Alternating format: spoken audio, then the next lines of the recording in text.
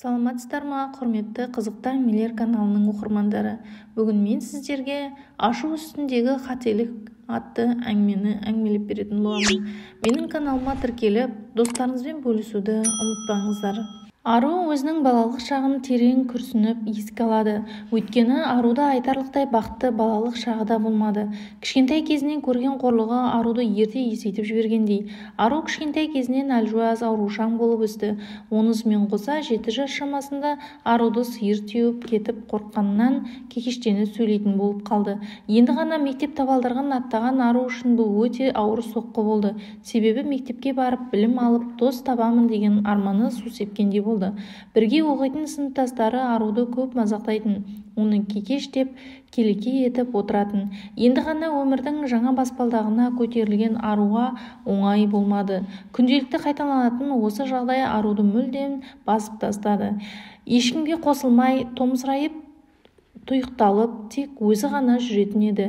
Не досы жоқ, не өзі ғана жалғыздықпен жабырқап өскен Арудың күні осылай өте берді. Айлар өтіп, артынан жылдар келе берді. Арудың 8-ші сыныптан бастап денсаулығында тағы өзгерістер болды.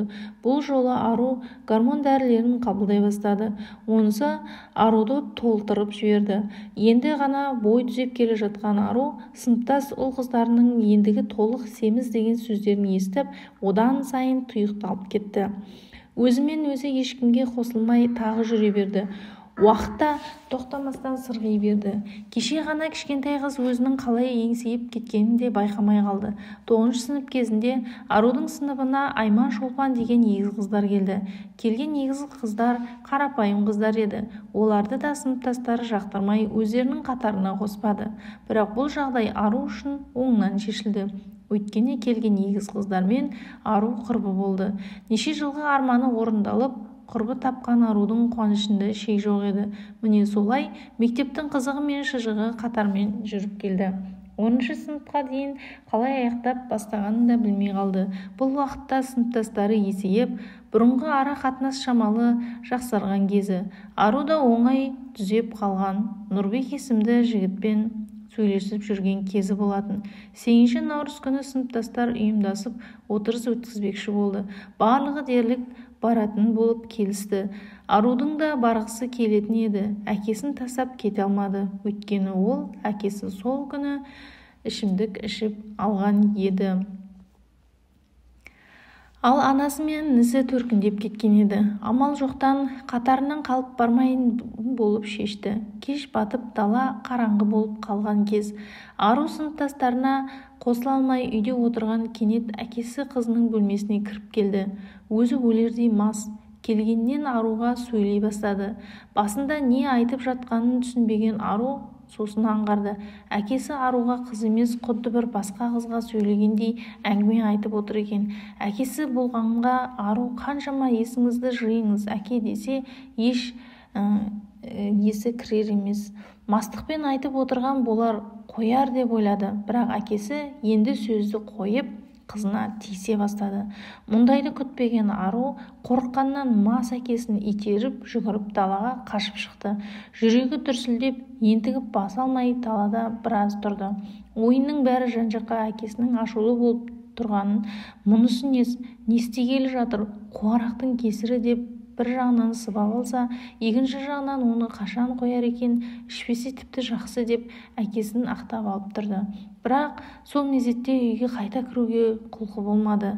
Бір жағынан қорқып та тұр екен. Не керек, есіне Нұрбек түсіп телефон нөмірін тере бастады. Ол да күтіп отырғандай тұтқаны дереу көтере қойды. Екеуі біраз сөйлесіп, Нұрбек Аруға келетін болып шешті. Нұрбек қалада тұратын, Ару қалаға жақын маңдағы ауылға тұратын еді. Ол келгенше біраз уақыт керек, сыртта тұра бермекші. Анық өзі әзірге сыныптастарының ортасына келді. Сыныптастарымен сағатқа жуық отырғаны сол, Нұрбек келіп тұрмын деп хабарласып қалды. Сыртта шығып екеуі сөйлесіп тұрды. Кенет Нұрбек, жүрсеңші, қалаға қыдырып қайтайық, отырыстардың біткенше келіп қаламыз деді. Ойланып қалған Ару, барсақ барайық, уақытында алып келсең болды деп келісті. Келіскеннің бір жағы әкесіне ашу тарқамай ерексіп жасаған ісі еді. Содан екеуі қалаға қарай шығып кетті. Арудың әлі есінен әкесінің қылықтары кетер емес. Арудың ішін жегідей жеп барады. Өз әкем маған қиянат жасамақшы болды. Аяғы немен бітер еді. Үйден қашып шыққаны дұрыс болғаны деп өз ойымен әлек болды. Кенет Нұрбектің тамақтанып алайық деген сөзі ойын бөліп жіберді. Басын изеген ару Нұрбек бір кішкене сыраханаға алып келді. Бірінші тамақтанып артынан Нұрбек сыра ішіп алды. Аруға ұсынған еді. Ашумен ол да сыраны ішіп отырды. Бұл арудың алғаш сыра ішуі еді. Бұрын-соңды ішпеген қыз масайып қалды. Есінің бәрін білгенмен денесі босаңсып отыра берді. Уақыт сырғап өтіп жатыр. Бір қарағанда сағат тілі түнгі 3 болыпты. Қатты кеш болып кетті деп ойлаған ару Нұрбекке үйін апарып салуын өтінді. Жарайды деп екеуі сыраханадан шығып мәшинеге қарай жүрді. Екеуі де масаң күйде мәшинеге отырған сол Нұрбек сезімге беріліп аруға тиісе бастады. Ару қарсы болды, бірақ Нұрбек қарсыласқанына тіпті қарамады. Арудың сырадан кейін аяқ-қолы әлсіреп Нұрбекке шамасы жетпеді. Сонысымен арпалысамын деп шаршап та қалды. Соқпақтай жігіт өз денесіне жетпесе көңілі жай табатыны анық. Ақыры өз ойындағысын іске асырады. Одан арғысы арудың есінде жоқ, ұйықтап кетті. Көзіне жарық түсіп жатқаны сол. Ару оянып кетті. Сағатына қарады. Сағат таңғы 6-дан кетіпті. Енді ғана бозарып таң атып келе жатыр екен. Дереу есін жиып Нұрбекті оятып, ештеңе деместен ауылына апарып тастауын өтінді. Нұрбекте үн жоқ. Аруды ауылына апарып күйі қайта қалаға қайтып кетті. Сол кеткеннен мол кетті. Не себепті екені белгісіз, бірнеше ай өтсе де еш хабарласпады. Ару да Нұрбекті іздемеді. Бұл уақытта Ару 11-ші сыныпты бітіріп, оқуға дайындалып жүрген кезі. Бағы жанып грантқа медколледжге түсіп кетті. Енді Ару болашақ медбике, жаңа орта, жаңа таныстық. Бұл уақыт Ару үшін қызығы мол кездер еді. Бірінші курсты аман-есен бітіріп, екінші курсқа аяқ басады. Ол кезде ВК желісінің шарықтап тұрған кезі. Ару да сол ВК желісінің Жалғас деген жігітпен танысты. Ару өзінің балалық шағын терең күрсініп еске алады. Өйткені Аруда айтарлықтай бақытты балалық шағы да болмады. Кішкентай кезінен көрген қорлығы Аруды ерте есейтіп жібергендей. Ару кішкентай кезінен әлжуаз аурушаң болып өсті. Онысымен қоса 7 жас шамасында Аруды сиыр теуіп кетіп, қорыққаннан кекештеніп сөйлейтін болып қалды. Енді ғана мектеп табалдырығын аттаған Ару үшін бұл өте ауыр соққы болды. Себебі мектепке барып, білім алып, дос табамын деген арманы су сепкендей болды. Бірге оқитын сыныптастары Аруды көп мазақтайтын, оны кекеш деп кекелей етіп отыратын. Енді ғана өмірдің жаңа баспалдағына көтерілген Аруға оңай болмады. Күнделікті қайталанатын осы жағдай Аруды мүлдем басып тастады. Ешкімге қосылмай, томсырайып, тұйықталып, тек өзі ғана жүретін еді. Не досы жоқ, өзі ғана жалғыздықпен жабырқап өскен Арудың күні осылай өте берді. Айлар өтіп артынан жылдар келе берді. Арудың 8-ші сыныптан бастап денсаулығында тағы бір өзгерістер болды. Бұл жылы Ару гормоны дәрілерін қабылдайтын бастады.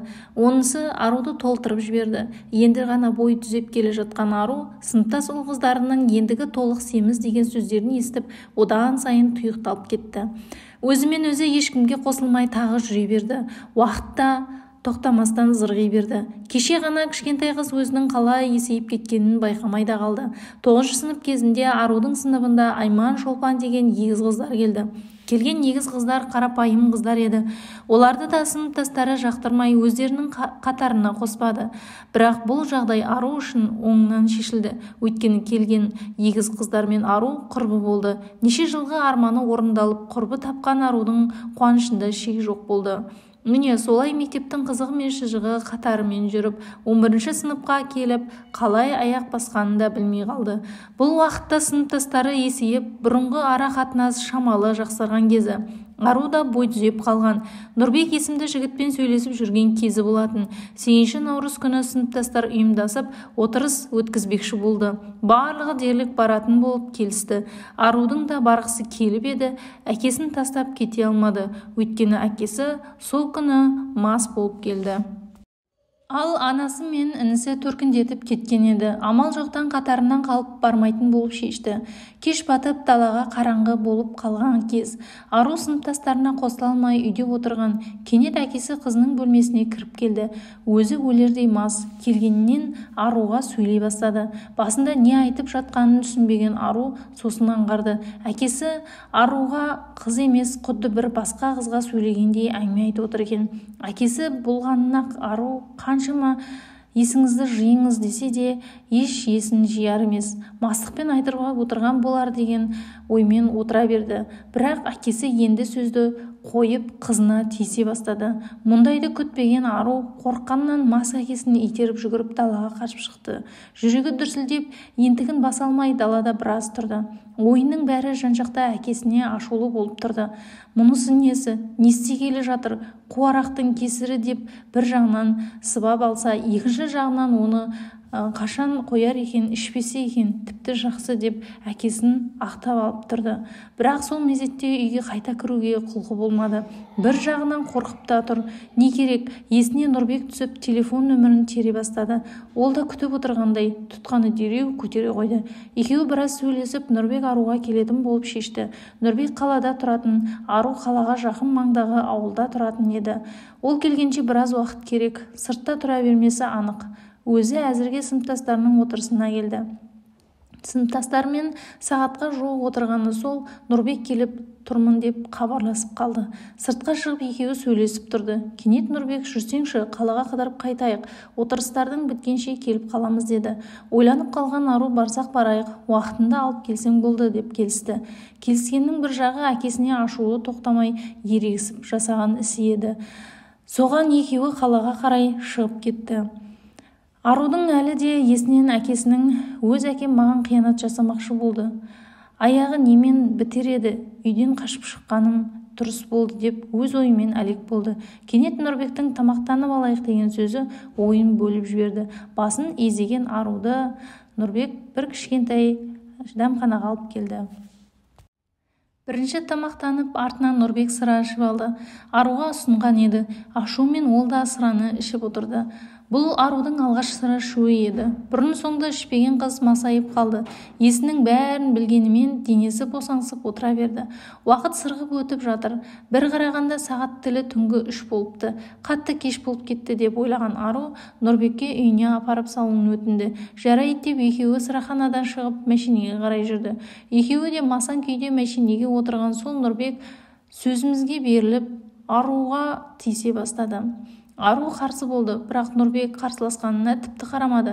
Арудың сырадан кейін аяқ-қолы әлсіреп, Нұрбекке шамасы жетпеді. Сонымен арпалысамын деп шаршап та қалды.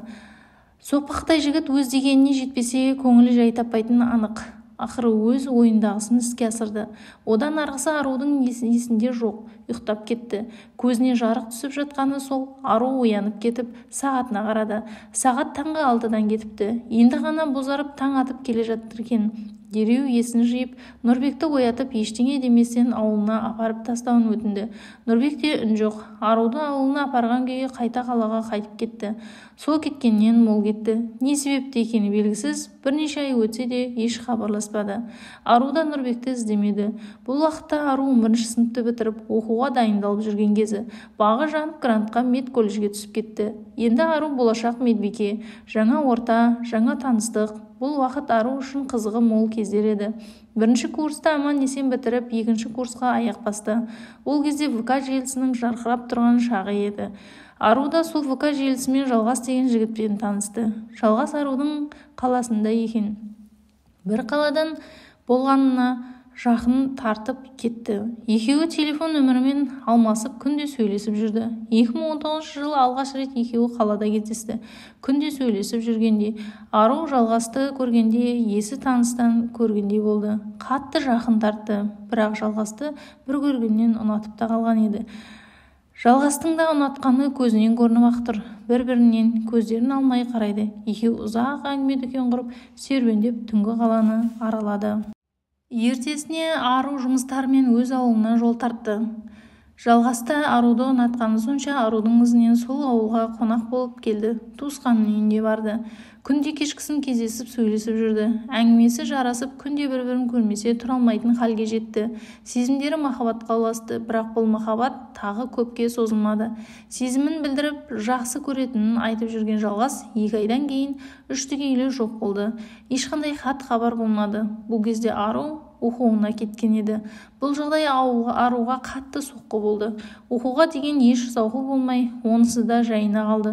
Жауапсыз махаббаттан қатты қиналды. Күндіз-түні тек Жалғасты ойлап, жылаумен күні өтіп жатты. Өйткені ару Жалғасты қатты сүйіп қалған еді. Болашағын Жалғаспен елестетіп отыратын. Бірақ қанша қиналса да қайтып келген Жалғас жоқ. 1 ай оқудан қалған ару амал жоқ қайта есін жиып оқуына барды. Бұл кезде карантин еді, басталып жатқан кез. Оқулары қашықтан оқуға ауысып қайта ауылына қайтты. Солай жүріп 2-ші курсты да аяқтады. Біраз уақыт ауылына болған ару ауылда жай жатқанша жұмыспен айналысқысы келді. Қасына құрбысын ертіп, қалаға барып, бір кафеге даяршы болып жұмысқа тұрды. Екеуі бір пәтерде тұрып жұмыс жасап жүрді. Істеп жүрген жақындарына біраз айдың жүзі болған. Бір күні өздері оқитын қалаға құрбы жұмыстарымен бармақшы болды. Ару құрбысын қимай шығарып салып, үйіне қарай қоғамдық көлікке отырды. Отырғаны сол кезінде жарқ етіп өзіне таныс адамды байқады. Бұл Жалғас еді. Сүйемін, жақсы көремін деп жоқ болып кеткен Жалғас қаншама күнді ұйқысыз өткізіп, хабарласып қалар деген күткен Жалғас еді. Ару бірден жүгіріп барып, қайда жүрсің, неге хабарсыз кеттің деп айтқысы келді. Бірақ қоғамдық көлікте адам көп болған соң қасына бара алмады. Тұрған орнынан қимылдай алмай қатып қалды. Құдды аяғына тас байлап алғандай. Не керек? Жолда Жалғас түсіп қалды. Ойындағы сұрақты ару қойып та үлгермеді. Бірақ одан кейін де қай жерде жүрсе де Жалғасты көзімен іздеуді шығарды. Жолығып қалармын, осы қалада жүр деген бір үміті өшпей тұрды. Қаншама іздегенімен таба алмады. Сосын күдерін үзген ару жұмысымен алданып қайта жүре берді. Көп ұзамай оқуының да басталатынның уақыты келді. Енді 3-ші курсты қашықтан емес барып оқитын болды. Жұмыстан шығып қайта оқуына барды. Барғаннан кейін бірге оқитын группаластарымен бірге тұрды. Күнде сабағына барып келіп жүрді. Уақытта зырма өтті. Жаңа жылда келіп қалды, бірақ бұл жылы ару жаңа жылды үйінде емес, құрбыларымен өткізді. Қасында неше адам болса да өзін жабырқаулы сезінді. Өйткені былтырғы жылы Жалғаспен сағаттап сөйлесіп, жаңа жыл кереметтей болып еді. Өзінің сезімін білдіріп, өмірдің мәні болардай сезілетін. Биылғы жыл тым-тырыс, ешқандай қызығы жоқ өтті. Қаншама Жалғасты ойламайын десе де, жүрегі шіркін Жалғас деп тұрды. Солай уақыт өтіп, ақпан айының 20-сы да келіп жетті. Бұл күн ару үшін ұмытылмастай күн. Өйткені Жалғаспен сөйлескен соңғы күні. Күдікпен көңілі жабырқаулы жүрген ару 1 жыл бұрынғы ойлап отырды. Кенет ВК желісіне кіріп, Жалғасқа хат жазды. Өзінің әлі де сүйетіндігін жасыра алмады. Осы уақытқа дейін сағынған, көргісі келетінін, ішінде тұншығып жатқан барлық сезімін білдірді. Сезімге толы хатты оқығанда Жалғас та шыдай алмады. Аруға жауап қайтарды. Кешкісін сым-тетік арқылы сөйлесетін болып шешті. Кешкісін Жалғас хабарласып, екеуі ұзақ сөйлесті. Ару көкейінде тұрған сұрақты қойып, ақыры жауабын алды. Осы уақытқа дейін неге жоқ болып кеткенін барлығын сұрады. Хабарсыз кеткен Жалғастың анасы қарсы болған екен. Неге, не себепті екені белгісіз. Оны Жалғастың өзі де білмейді. Тек арумен қарым-қатынасты үздегенге ұқсайды. Не керек, екеуі ұзақ сөйлесті. Ішіндегі жатқан ешбір сыры қалмады. Барлығын ашық сөйлесіп, бір-бірін түсінгендей болды. Ақыры Жалғас кешірім сұрап, хабарласатын болып тұтқаны қойды. Сол күні ару қуанып, өзара түсіністік, енді барлығы бұрынғыдай болады деп өзін сендірді. Алайда бұл жолы да Жалғас тағы хабарласпады. Хабарын қоңырауын күткен ару күте-күте хабарласпасын біліп, үмітін бір жола үзді. Енді хабарласатынына көзі жетті. Өмірін қайта жалғастыра берді. Көп ұзамай диплом алатын уақытта келіп, бір жапырақ қағазды қолына ұстаған күні ару ауылына қайтты. Ауылда көп ұзамай 2021 жылдың қыркүйек айында Ару қайтадан Астана қаласына жол тартты. Әсем қалаға барып, барлығын ұмытып, жұмысқа тұрып, жаңа өмір бастағысы келді. Жұмыстың, пәтердің барлығын сымтептік арқылы тауып қойған Ару Астана қаласына келіп орнығып алды. Келесі күні ақ жұмысқа кірісіп те кетті. Бірақ ауылдан шыққан Ару орыс тіліне шорқақ еді. Сонысының кесірі тиіп, алғашқы орналасқан жақсы жұмысынан айырылып қалды. Бірақ көп уақыт өтпей зертханадан жұмыс тапты. Жұмыс уақыты таңғы 7-ден түскі 3-ке дейін еді. Сондықтан жалақысы да аз мөлшерде еді. Бірақ жұмыс тапқан Ару бұл жұмысқа да қанағат тұтып жүре берді. Көп уақыт өтпей Биго Лайф арқылы Ислам деген жігітпен танысты. Ол жігітте Арудың туып өскен қаласынан болып шықты. Уақытша Астанада құрылыста істеп жүрді. Екеуі бір қалада жүргендіктен жолығып, жақынырақ танысты. 2-3 кездескен соң Ислам Арудың өмірінде бір құпия барын сезді де басты сұрақты қойды.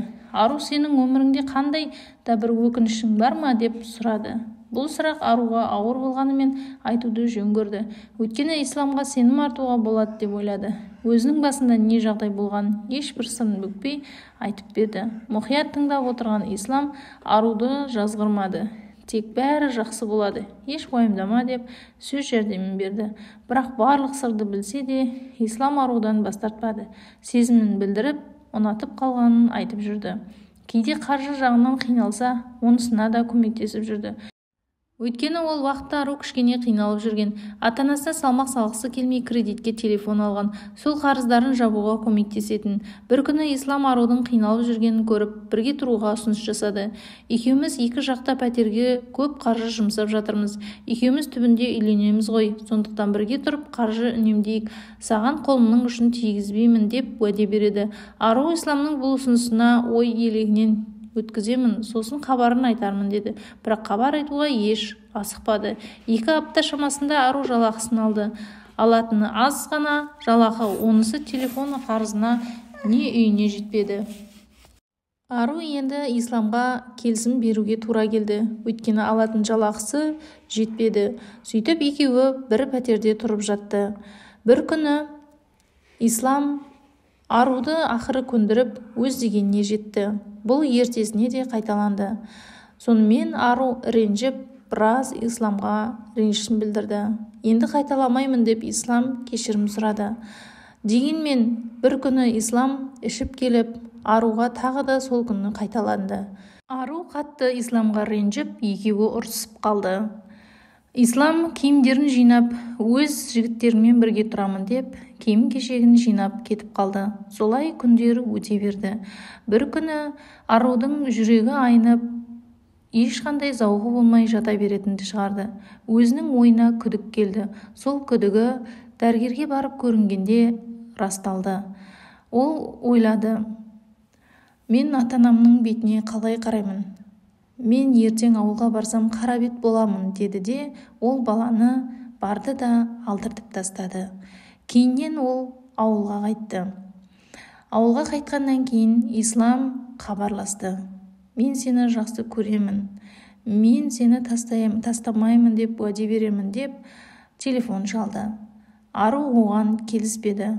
Барлық мән-жайды айтып, қатты қиналғанын айтты. Мінекей осылай Арудың өмірі әрі қарай жалғаса берді. Қызықты әңгімелер каналына тіркеліп, қоңыраушаны басып, достарыңызбен бөлісуді ұмытпаңыздар.